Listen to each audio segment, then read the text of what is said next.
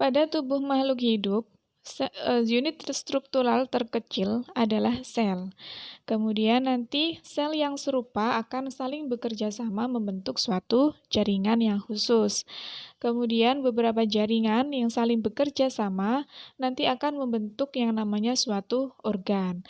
Kemudian organ-organ itu akan saling bekerja sama membentuk yang namanya sistem organ. Nah, sistem organ pada tubuh manusia ini ada beberapa sistem. Yang pertama yaitu sistem rangka. Kemudian yang kedua sistem otot, sistem peredaran darah, sistem pernapasan, sistem indera, sistem pencernaan, kemudian sistem reproduksi, sistem imun, sistem saraf, sistem ekskresi, sistem limfatik, dan yang terakhir yaitu sistem endokrin. Kemudian, kenapa sih anatomi fisiologi ini dipelajari di farmasi? Apa sih hubungannya dengan farmasi? Nah, ya jadi sebagai nakes, tenaga kesehatan khususnya farmasi, dengan mempelajari anatomi fisiologi itu akan menunjang pengetahuannya di bidang kesehatan. Karena seorang farmasis itu wajib mengetahui tentang tubuh seseorang itu dalam keadaan sehat atau sakit. Karena farmasis itu juga belajar tentang bagaimana sistem pencernaan, sistem pernafasan, dan sistem lainnya. Hal ini berpengaruh pada penggunaan obat di tubuh manusia agar tepat sasaran. Jadi, dengan mempelajari anatomi fisiologi ini akan membantu bidang farmasi dalam menganalisis reaksi suatu obat yang diberikan kepada seseorang melalui sistem organ tubuh manusia. Nah, anak-anak, anatomi fisiologi itu berasal dari dua kata, yaitu anatomi dan fisiologi. Yang pertama adalah anatomi. Anatomi berasal dari bahasa Yunani yang artinya membuka suatu potongan. Contohnya, misalnya ingin mempelajari organ jantung beserta posisinya di dalam tubuh. Kemudian yang kedua yaitu fisiologi. Fisiologi juga berasal dari bahasa Yunani yang artinya ilmu yang mempelajari cara suatu organisme melakukan fungsi utamanya. Contohnya misalnya, seseorang ingin mempelajari fisiologi tentang bagaimana cara jantung memompa darah, atau ingin mempelajari fisiologi paru-paru melakukan respirasi. Nah, makanya anatomi fisiologi itu adalah dua hal yang berkaitan erat satu dengan yang lainnya, baik secara teoritis maupun secara praktis, sehingga muncul suatu konsep semua fungsi yang spesifik dibentuk dari struktur yang spesifik. Semua fungsi. Nah, fungsi di sini berarti fisiologinya, kemudian struktur di sini berarti anatominya, sehingga keduanya ini saling berkaitan erat satu sama lainnya, baik secara teoritis maupun secara praktis. Jadi, sehingga muncullah suatu konsep tersebut. Semua fungsi yang spesifik dibentuk dari struktur yang spesifik pula. Anak-anak, pada materi ini kalian nanti akan menjumpai istilah-istilah anatomi. Nah, jadi kalian harus mengetahui apa saja sih istilah-istilah tersebut, karena ini akan mempermudah kalian dalam mempelajari materi anatomi fisiologi ini. Berikut ini adalah sebagian dari istilah-istilah anatomi tersebut, yaitu yang pertama ada kaudal. Kaudal di sini artinya ke arah bawah. Contohnya, mulut lebih kaudal daripada hidung. Mulut lebih ke arah bawah daripada hidung. Kemudian ada proksimal artinya ke arah pangkal. Contohnya, bahu lebih proksimal daripada siku. Jadi letak bahu ini lebih ke arah pangkal daripada siku. Kemudian lawan dari proksimal yaitu distal, dia menjauhi pangkal. Contohnya, mata kaki lebih distal daripada lutut. Letak mata kaki ini lebih menjauhi pangkal daripada lutut. Kemudian superficial. Superficial artinya permukaan. Misalnya, kulit lebih superficial daripada tulang. Letak kulit itu lebih di permukaan daripada tulang. Kemudian profunda yang artinya dalam, contohnya tulang lebih profunda daripada kulit. Kemudian ada adextra yang artinya kanan, sinistra artinya kiri, anterior depan, posterior belakang, inferior bawah, dan superior artinya atas. Nah, anak-anak, di bagian abdomen atau dinding perut itu bisa dibagi menjadi beberapa bagian atau dikenal dengan istilah kuadran. Nah, untuk menentukan kuadran ini bisa dilakukan dengan cara menarik garis tegak lurus secara vertikal dan horizontal sehingga didapatkan 4 kuadran sebagai berikut. Yang pertama yaitu kuadran kanan atas, kedua kuadran kanan bawah, ketiga kuadran kiri atas, dan keempat kuadran kiri bawah. Selanjutnya ada garis tengah atau midline area. Yang pertama yaitu kuadran kanan atas. Ada apa saja sih organ yang berada di kuadran kanan atas ini? Berikut di sini organ-organ yang berada di kuadran kanan atas. Yang pertama yaitu hati. Sebagian besar organ hati itu berada di kuadran kanan atas.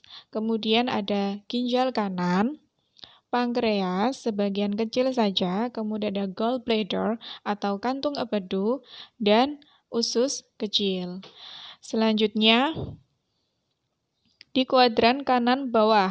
Di kuadran kanan bawah ini ada yang namanya organ kolon atau usus besar. Di sini bisa dilihat ada ascendent, kemudian usus kecil, ureter kanan, appendix atau usus buntu, ovarium kanan, dan tuba fallopi kanan.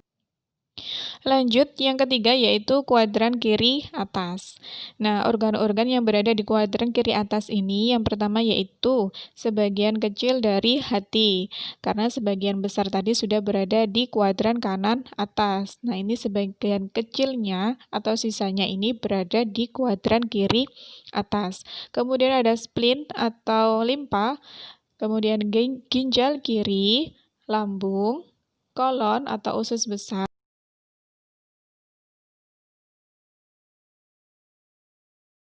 kemudian pankreas sebagian besar, kemudian ada juga usus kecil. Nah, selanjutnya di kuadran kiri bawah. Di kuadran kiri bawah ini bisa terlihat kolon atau usus besar, yaitu bagian descendennya, kemudian usus kecil, ureter kiri, ovarium kiri, dan tuba fallopi kiri. Selanjutnya di midline area, di situ ada bladder atau kandung kemih, kemudian uterus, dan prostat. Nah, anak-anak, sistem organ yang akan kita bahas kali ini adalah yang pertama, yaitu sistem kerangka. Sistem kerangka mempunyai beberapa fungsi. Yang pertama yaitu menahan seluruh bagian-bagian tubuh agar tidak rubuh. Jadi dengan adanya kerangka, tubuh kita itu akan bisa tegak berdiri. Jadi istilahnya itu tidak letoy gitu ya, jadi bisa tegak. Kemudian yang kedua yaitu fungsi dari sistem kerangka melindungi alat tubuh yang halus seperti otak, jantung, paru-paru, dan organ-organ vital atau lunak lainnya. Kemudian fungsi yang ketiga yaitu sebagai tempat melekatnya otot-otot. Yang keempat, untuk pergerakan tubuh dengan perantaraan otot. Itulah kenapa sistem kerangka itu disebut sebagai alat gerak pasif, karena yang aktif itu adalah otot. Selanjutnya, sebagai tempat pembuatan sel-sel darah, terutama sel darah merah. Dan yang terakhir yaitu memberikan bentuk pada bangunan tubuh. Nah, ini yang membedakan antara bentuk tubuh manusia dan hewan. Nah, dalam keadaan normal, kerangka atau tulang akan terus berkembang dan tumbuh seiring dengan bertambahnya usia seseorang dalam masa pertumbuhan. Sistem kerangka manusia dibagi menjadi beberapa bagian. Yang pertama yaitu bagian atas ada kerangka tengkorak, kemudian ada kerangka badan, ketiga adalah alat gerak atas dan alat gerak bawah.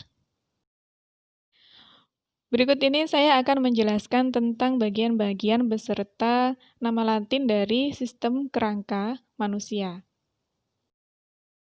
Baik, sekarang kita akan mempelajari tentang kerangka manusia.